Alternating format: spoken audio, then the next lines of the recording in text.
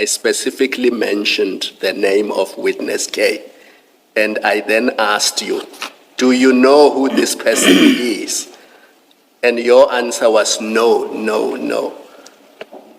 So, and you were deliberate because you knew that Stolz and McKenzie and the other people said in their statements they got information about the stones from witness K. And it was in that context that you were then asked, do you know this person? And your answer was, no, I don't know this person. And I'm going to put to you, Commissioner Mkhwanazi, that either you were not truthful then or you are not truthful now. But it can be that you misunderstood the question because the question was very clear. And you have to stop playing games because we are not in the business of playing games. This is a serious commission of inquiry. People cannot come here and play games and filibuster and obfuscate. If you are asked a question, you answer it, and you answer it truthfully because you've taken oath at the beginning of the day. Please, let's not play games and let's not waste time. If you don't know, just say, I don't know. If the answer is yes, it's yes. If it's no, it's no. Okay. If you answer a question but you feel like your answer is incomplete and you want to explain or give context, you can do that. But please answer the questions and answer them truthfully. Let's stop playing games. Thank you, commissioners. So now we know that in truth you do know witness K, unlike how you testified previously. Yes, Commissioner. Because what pains me, Chairperson, is that with other people who are testifying, you are able to tell them that you are correct, you are correct. But with me, why?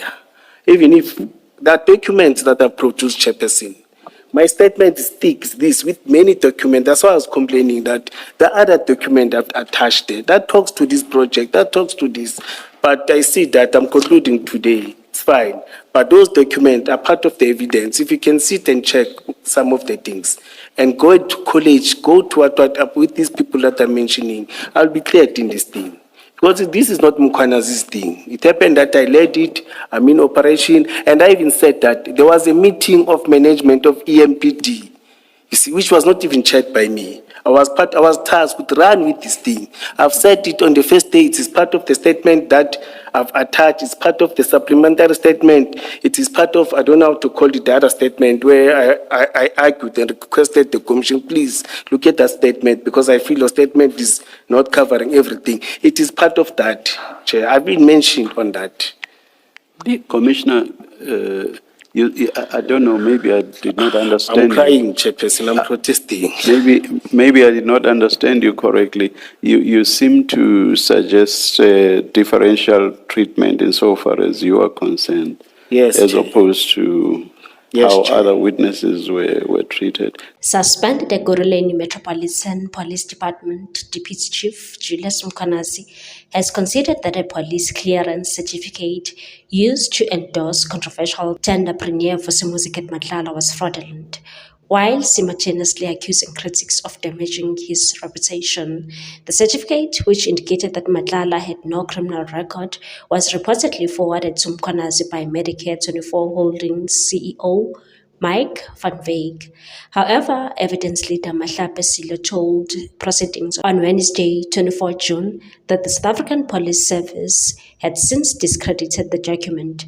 According to SAPS findings, the certificate could not be verified as authentic. She said the police clearance certificate purportedly issued to Mr. Matlala has a discrepancy with regard to the unique transaction number and inquiry number, which do not reconcile to a specific police clearance certificate in question. SCC law further revealed that SAPS established the certificate had originally been issued to a different individual. Investigators also flagged signs of possible forgery, noting that while the signature bore similarities to that of an authorized official, it was not genuine. Mkhwanazi, when confronted with the findings, did not dispute them and said, "I can't contest that." According to SAPS records, Matlala has a prior conviction dating back to 2001, when he was sentenced to 4 years imprisonment for housebreaking and theft. The disputed certificate was allegedly used in the assessment of Matlala's suitability for participation in a so-called Peace Corps-style volunteer initiative. The program proposed by Van Wyk was intended to deploy vetted volunteers to assist with traffic control, school crossings, and community events. Mkhwanazi defended the vetting requirement, arguing that individuals with criminal histories should not be placed in positions of authority or public trust, and that you can't allow a criminal to work with school kids, communities, and to control traffic because they will take advantage of that. However, he maintained that he did not personally verify the documentation submitted by applicants, stating that he merely forwarded the certificate received from Van Wyk to another division within the EMPD for processing. He also drew a distinction between the proposed volunteers and sworn law enforcement officers, noting that the former will not carry the same powers as police commissioners or judges. The inquiry also heard that Van Wyk introduced Mkhwanazi to Matlala in 2021, a relationship that later evolved into an informal working arrangement between Matlala's companies, including Medicare 24, Tshwane District, and CAT, VIP Protection, and the EMPD. Under this arrangement, several privately owned vehicles linked to Matlala were allegedly registered under the siege of Ekurhuleni and fitted with blue lights, raising further questions about oversight and authorization. A memorandum of understanding was also drafted to extend similar privileges to Medicare 24 and Anubis Protection Services, another company linked to Van Wyk. As the hearings progressed, Mkhwanazi expressed frustration at what he described as uneven scrutiny by the Commission, arguing that he had been singled out for repeated criticism, while other EMPD witnesses faced less rigorous questioning. He again denied any involvement in an alleged kidnapping of EMPD spokesperson Kilobogile Tipa, insisting he was being unfairly targeted. In fact, there's an article about Julius Mkhwanazi every day. It's character assassination. It is happening, and the Commission is allowing it. Retired Judge Mbuyiseni Mahlanga, who chairs the inquiry, responded by noting that the Commission has no authority over media coverage or external reporting, and therefore cannot influence how matters are portrayed publicly. Meanwhile, the Madlang Commission had on Tuesday that Julius Mkhwanazi and the rogue officers from his unit planned and executed a robbery of precious stones from the owner in an apartment in Killarney.